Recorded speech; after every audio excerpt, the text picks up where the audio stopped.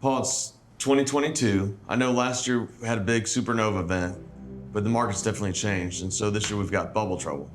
Absolutely, Patrick. We are now in an era of Fed tightening, which is going to have dramatic impact on asset prices and, quite frankly, the value of your pest control business.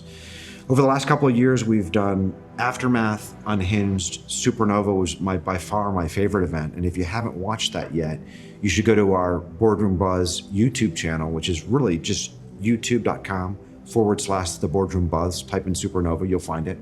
It's a great way to get some historical context in preparation for Bubble Trouble, which we're going to be filming and releasing live in May. It's going to be a live event. We're not going to record it. If you sign up on the box below, put your name and email in there. We'll get out an invite. You'll get reminders. You'll know exactly when it's going to be. You'll have an opportunity to ask us questions. But I think it'll be the most important event that we've ever put on. And I really don't think there's any way that you can miss this if you're thinking about selling your business in the next 6 to 12 months. Let's do it.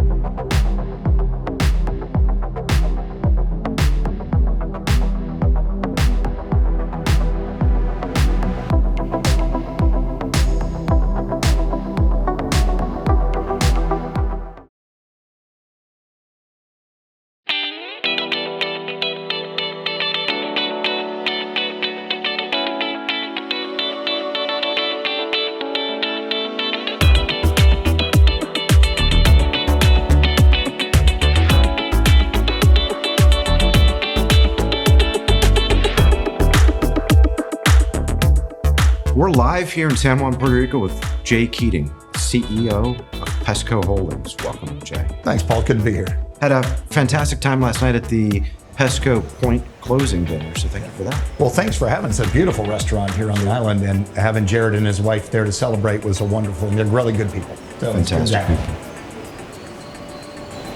So Jay, I wanted to actually congratulate you on effectively taking a very new position as CEO of PestCo. You've been in it, 90 days maybe? Yes, sir, about 90 days. Okay. Middle of October, so. Okay.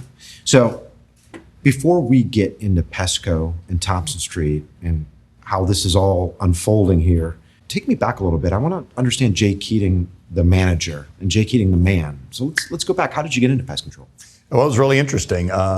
Wife and I met in college, and we were married over 34 years ago now. Mm-hmm. When I got out of school, I was looking for a job, and I saw an ad in a newspaper in Marietta, Georgia. Okay.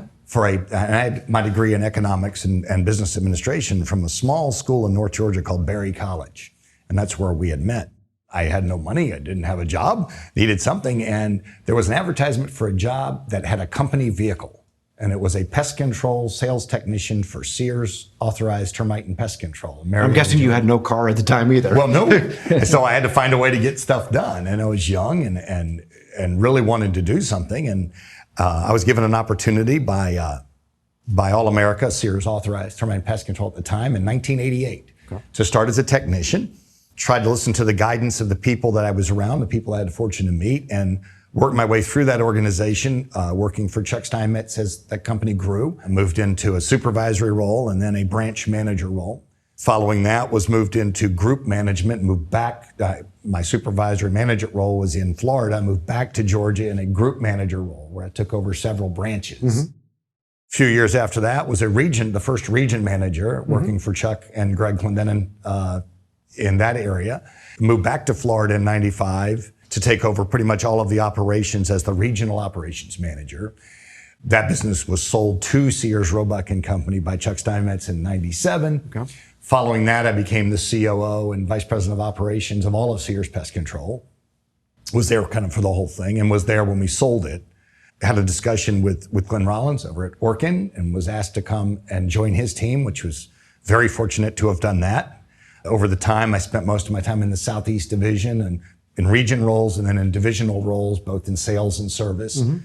Had the great privilege of working directly with gentlemen like Herman Burrell and John Wilson, and learned a lot from them.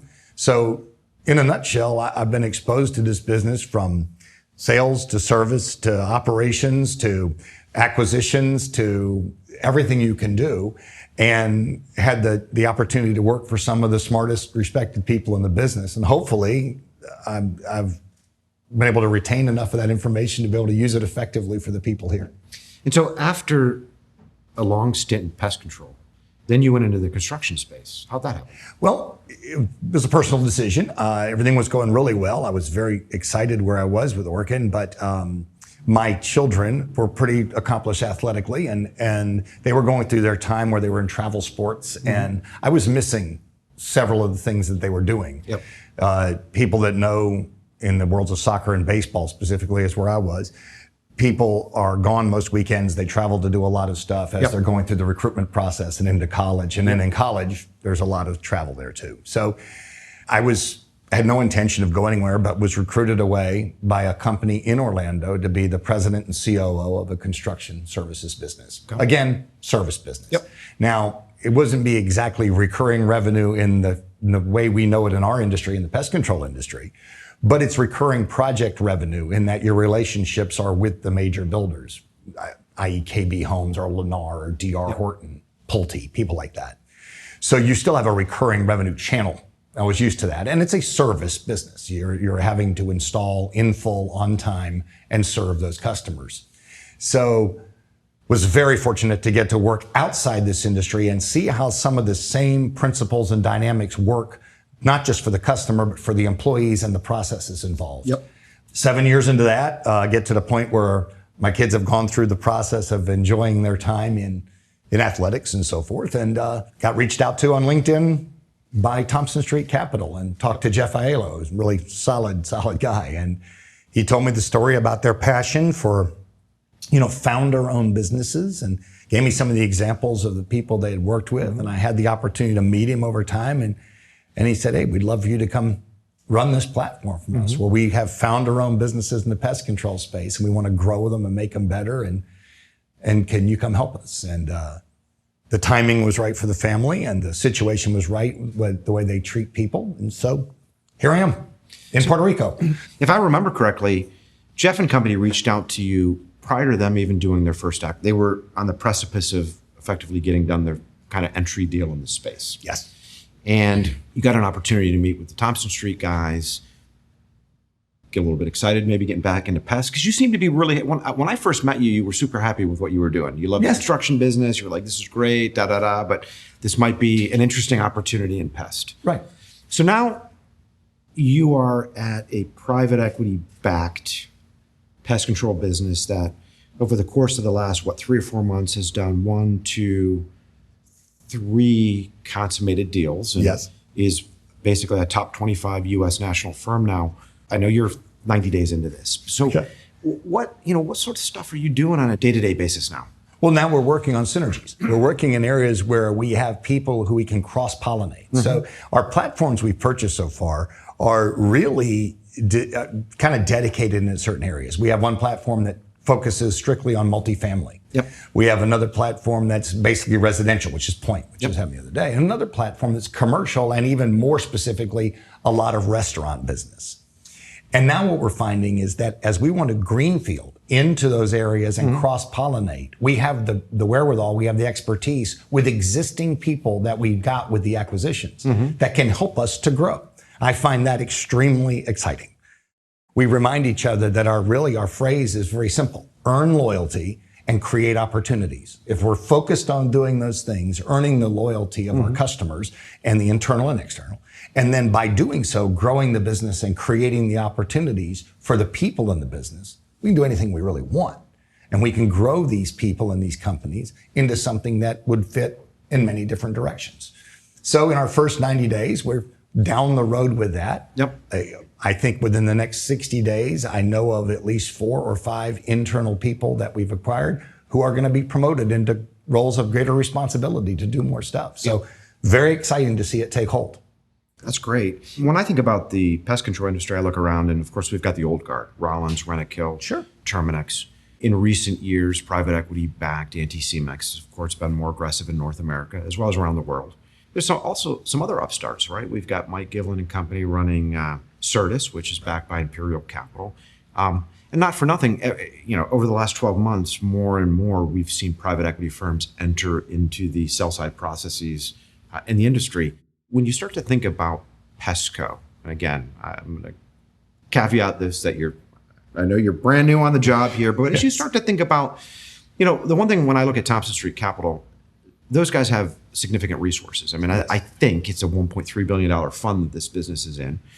So clearly the equity capital's there. They have the ability to lever these businesses. There's still a ton of runway in the pest control space. I mean, how are you going to kind of carve out your niche or differentiate PestCo versus some of the other, the strategics that exist, as well as some of the other private equity backed firms? Is there any sort of strategy that you guys have devised thus far as to how you're going to differentiate that business?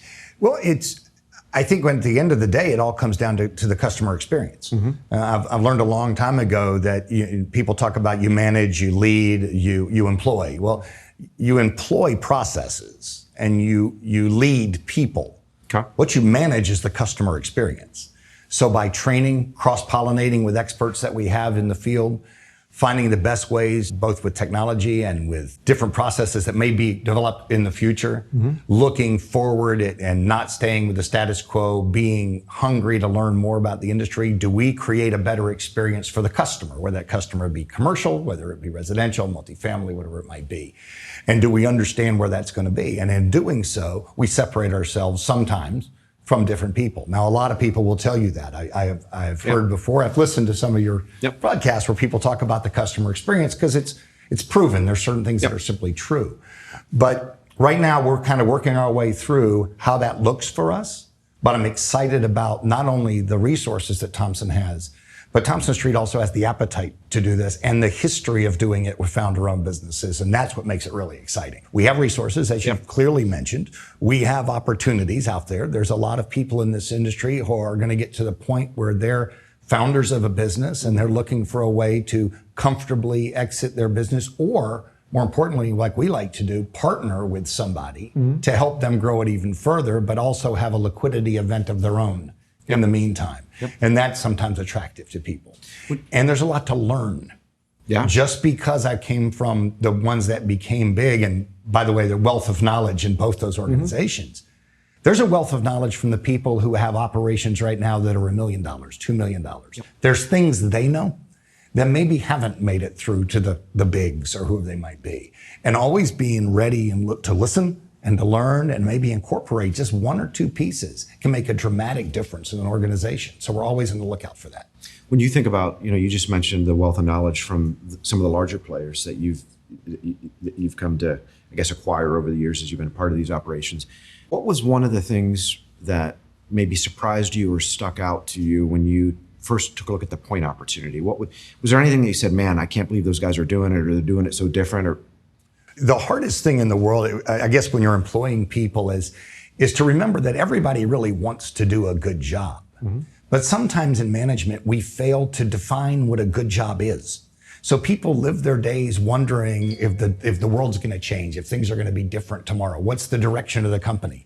So settling in on the deliverables that people have, both in the front line and anywhere else in the business, well, those are critical to people feeling engaged and being successful.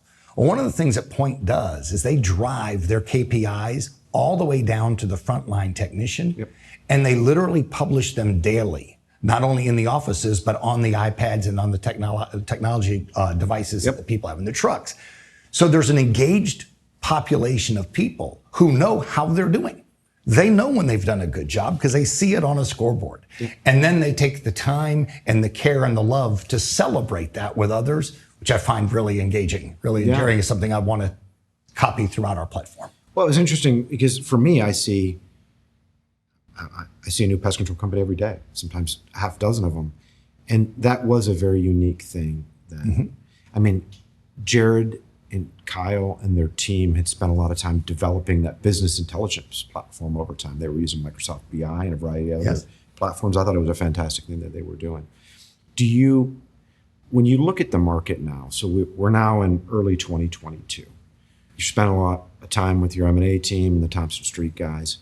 What sort of things are you thinking about with regard to the M&A market? We have a lot of uncertainty, right? We've got the capital markets, we've got Terminix and Rentokil as a possibility. Do you get a sense that it's going to change much this year, or do you think it's going to be a replay of 2021?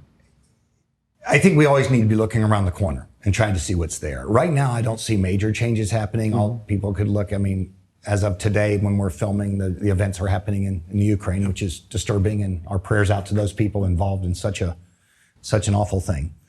But the way the industry bounces back from things that happen, I think that the play for this is long term. I think that finding the right people, consolidating into a bigger business, and then bringing resources to bear through all the platform that make each platform better than it was when we got them will synergistically make a huge difference for the organization. So Jay, when you've been in the industry for a long time, if you think back to, maybe the 90s, late 90s, and versus today, when you think about the actual market from a competitive perspective of acquiring customers, retaining customers, how do you think it's changed over the last 20 or 30 years?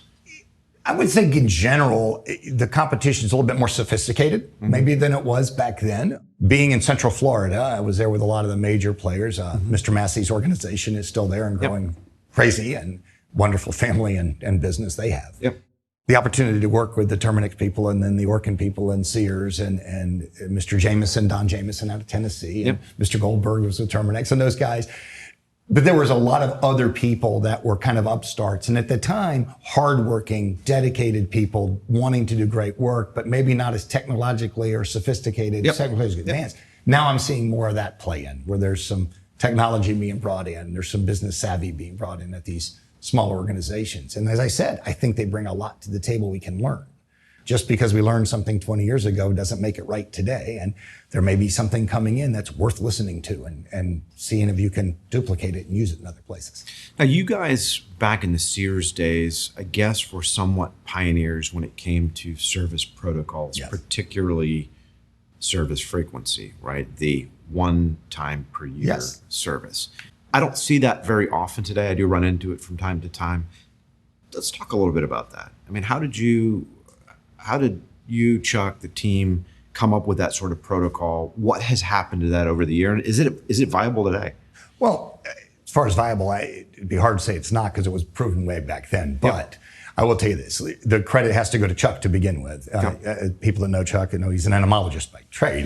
He knows this business. And over years of blood, sweat, and tears and everything, he developed a process through the right use of materials in the right places in a home where you could treat a home one time and guarantee it for a year against household pests. Now, doesn't mean we never had to go back to the house, but if we did, there was no charge and we would be out there. And that model kind of set the world on edge, because we were collecting all of the funds on the front end. It wasn't a monthly billing. So we would collect $365 versus $30 a month, but we'd get it all up front. We were partnered with Sears, Roebuck and Company. It gave us some backing and some guarantee. And we were able to say, okay, customers, we're going to make you happy. And if we can't, we'll live up to the old time Sears guarantee of satisfaction guarantee or all your money back.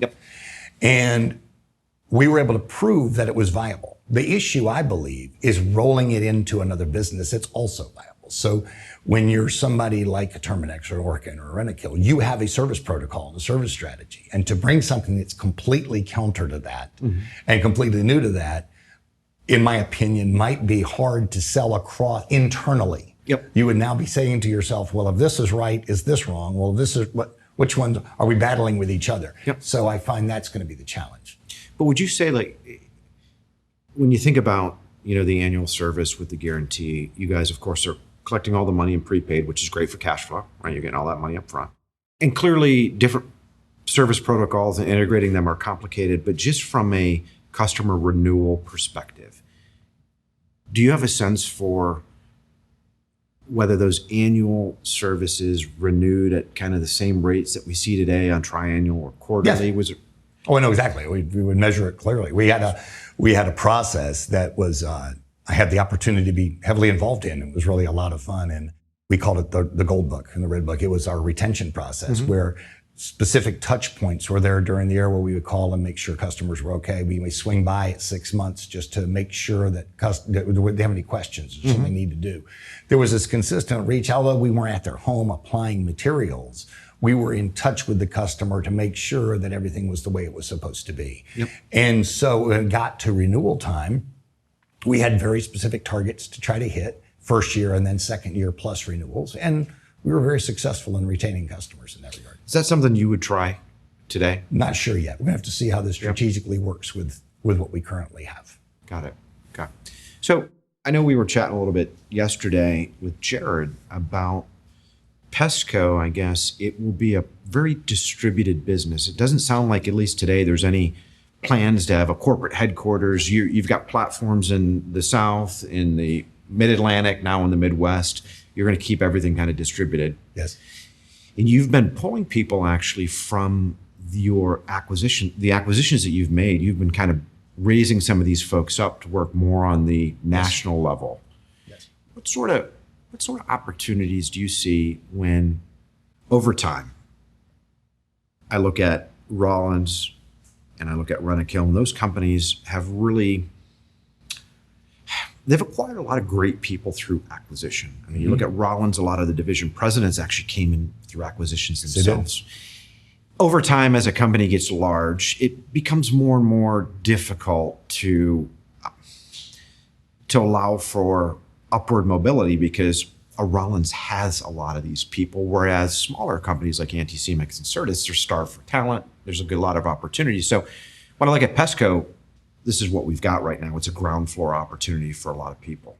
As you start to staff this business out over the course of the next year, outside of acquisitions, what other sort of talent do you intend to bring on? Like, how do you intend to grow that operation from a resource perspective? I believe a couple of things we'll be looking for in the near future. We'll want somebody concentrated in the HR area. Yep. We want to make sure that our internal customer experience is a good one. And then we have that buttoned up. And then the information technology, an IT person. There's a lot to do with integration. When the company integration is the biggest part about these acquisitions. It's not just buying them and the dinner last night again, which is beautiful, but okay, now the work starts. How do you make this happen and grow this business, not lose the customers, send a wrong message, whatever it might be. Do something very simple like mess up somebody's first paycheck or don't do those things. So you want to make sure you have the talent available to make sure you execute well. And then hopefully what I can bring to the table among the team is to develop the people we currently have to be more and more attractive over time, that their value increases. They've got more to do. They've learned more. They're having a resume created where they're doing more stuff and creating more results. I find that very exciting. I was afforded that opportunity. I was given that opportunity. I'm very grateful to those people I got to work for and would love to pass that on and give that same chance to others. Is there a level of centralization if you think about, Anticimex, of course, loves to talk about their decentralized model. You've got some of the bigger firms that are highly centralized. Have you given much thought as to the level of how much will take place at the actual operating company level as far as HR, finance, accounting, and those back office functions versus at a corporate level? I know those are decisions you've not even had to make now just because you're making these acquisitions. But when you think about it philosophically, where's your head at? Whatever serves the customer best. Okay. I know I don't mean that to be a throwaway line, Paul. So everybody understand, I'm going to let the data drive that decision. Okay. I'm going to let the data tell me, here's what makes the most sense fiscally, and here's what makes the most sense service-wise to the internal customer. What is it? How is the best way we can serve people so they can serve others? And in doing so, we want to be fiscally responsible and we want to grow the business. This is a business. We are trying to make a profitable, growth-oriented business. So those decisions are yet to be made. I'm open to them, and the data will prove out where we should go next. When you think about the opportunities for individuals out in the market, I own a $10 million pest control business, for example, and I'm exploring some strategic alternatives. Why might I consider PestCo as an option? If you were that person saying that you wanted to make sure your focus was your customers were taken care of and there was a place for your people and your people could be part of something bigger than they're part of now. And you may or may not want to have some equity left into. You may want to take a liquidity event and literally reinvest part of it to be part of that growth opportunity. We're the people you might want to talk to. That's kind of what we specialize in. And it's great partnering with people. I don't think any of us has all the answers. No person that we've bought or hired has all the answers. And the people that we've talked to so far know they don't have all the answers. So when we're a learning and open to learn organization. And we're looking for more people like that who say, you know what, I've kind of taken this to where I can. I'd really like some help because I think there's some key things here we do very, very well. And I'd like to take it to a next level. Can I get some help? Can I get a partner who can see things the same? And then we find out if we see things the same. Do we understand the business the same way? Do we see things the way they see things? And if so, love the opportunity to talk to them and bring them in. You know, some of the conversations I've had with Jeff, your partner there at Thompson Street, is, I point blank asked him, are owners required to roll equity and partner? And what he specifically said to me is, we love to partner with founders and management team. We want us to have skin in the game, them to have skin in the game, and we view everyone as a partner. Yep. But he said there's certain opportunities where somebody has an asset and for one reason or another wants to exit completely, change of control. So is it your mindset that it's an option for somebody that might want to have a partner in growth going forward, as well as somebody who says, you know what, it's time for me to retire and I want to look for a buyer? Is PestCo somebody they should talk to? Absolutely, because in that discussion, and as we talk to each other, we may find out that working for that person are 2 or 3 key individuals who have literally been running it day to day anyway. Yep. There are people who have been overseeing our first acquisition. The owner has kind of stepped away, but his operating person runs the organization and reports directly to me. I have the opportunity to work with him every day, which is wonderful. Yep. He's very good at what he does, and it's giving him a chance to spread his wings and do more than he was doing prior to the sale. And the owner got what he wanted with getting out of the business together, which is a wonderful mix. So it works for all cases. We have to make sure that do all the numbers work. Does the data make sense? Yep. Do the philosophies make sense? And if so, we're absolutely open, and I think we'd be an attractive option to people to look at, to say, well, they've got the wherewithal. Now, do I want to be part of that? Yep. Jay, listen, I know that this was kind of premature in having you on here. You were a trooper. You're 30 or 90 days into this, but you were down here in Puerto Rico for the closing dinner. You guys are actually down here doing due diligence on another transaction. Yes. So we've got the cameras fired up. I thought it would give you an opportunity I'd love to talk to the CEOs of these businesses, as you can see on the bus. So I thought it would be a great opportunity to have you on here, although there's a lot of things you can't answer. So what's the chances we can get you back down to PR in about a year from now? Talk about first year growth. I would enjoy it. I would absolutely enjoy being down there, Paul. And I'd probably want to bring my wife with me too, because I know she would enjoy it, and it would be great to have 100%. So let's pencil that in and see what we can't do about making that happen. Congratulations on your new position, Jay. Congratulations on your success thus far. Look forward to seeing you in a year down here in PR. Thank you, Paul. Appreciate it.